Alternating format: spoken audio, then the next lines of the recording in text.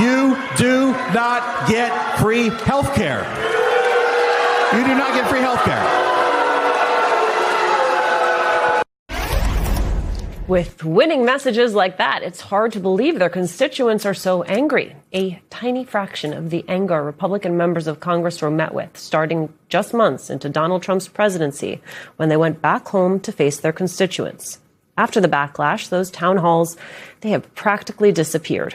New reporting by MS Now's Michael Schnell finds that when the going gets tough, the tough hide behind a telephone. She writes this, quote, "The Republican town hall is disappearing. Once a mainstay of life as a lawmaker, in-person town halls have become increasingly rare for House Republicans, who are opting instead for virtual events and more private meetings with constituents. As of June 29th, Republican members of Congress had held just 39 in-person town halls this year. That's according to Legistorm, marking the lowest first half of the year number since the Capitol Hill Focus platform began tracking that data. Democratic lawmakers, in contrast, had hosted 451 town halls during the same period. Several GOP lawmakers told MS Now they are opting for teletown halls over in-person meetings so they can avoid the protesters and heckling that often makes for viral moments. While those lawmakers might have avoided viral humiliation for now, their disappearing act has done little to endear them to voters. A new poll by Emerson finding that Republicans are now trailing Democrats by 8 points on a generic congressional ballot. I want to bring a New York Times bestselling author, former host, and creator of WNYC's award-winning Studio 360, Kurt Andersen, is here. His new novel, The Breakup, is out now. We're going to talk about that in just a minute. Tim is still with us. It is good to see you, Kurt. Safe to say these Republicans are not like winning a Profile and Courage award right now? They are indeed not. It's kind of pathetic to me. I mean, it's so undemocratic, small d, to do this. And in addition to being cowardly, in addition to wanting tele-town halls, I mean, didn't we all get over tele-everything during COVID and after? I mean, who, of course, Republicans criticized more vociferously than anyone? Yeah, I mean, here's the thing, Tim Miller, as you well know, at some point constituents are going to have their voices heard. And if you don't want to show up at a town hall and take the heat in that moment while people get their frustration off their chest to you, their elected member of Congress whose tax dollars pay their salary, then they will show up on Election Day and they will let you know. So there's really no escaping this.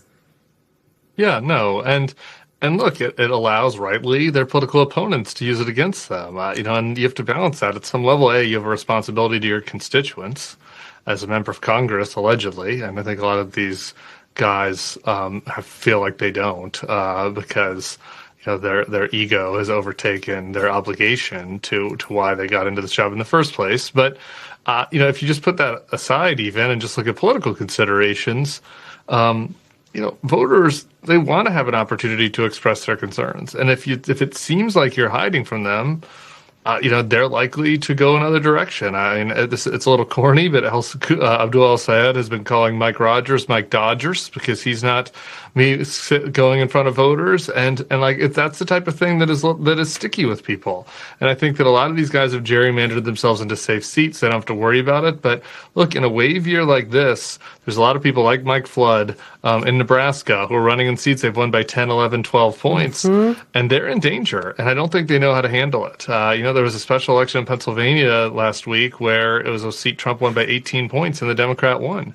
So, look, I think that they're a little bit kind of paralyzed by this. They don't want to go out and get yelled at, but they also aren't doing anything to help their political prospects. Right, and they don't have any models to look to because it's not just members of Congress. The Trump administration also seems completely unable to answer basic questions. I want both of you to listen to the sound of Scott Bessent. There are signs that the job market may be cracking a little bit. Got a weak job report last month. I'm curious about your assessment as to how much we can handle all of this. I think the jobs numbers are quite noisy, and again, sir, the other thing that's important too is the jobs that we're seeing are going to Americans after the deportations that we've seen during President Trump's administration and the closing of the border. That this unfettered migration, we don't need to produce as many jobs. So in addition to the inanity and the callousness of that answer, it would seem to me strategically unwise to not acknowledge the pain that a lot of Americans are feeling when it comes to this economy. But it is the de facto Trump administration thing. Like, oh, you don't feel it. It's fine. It's fine. It's, of course, what beat Kamala Harris is there, and the Biden before her, and Biden before her, of denying the basic lived experience, as we say, of people with the economy.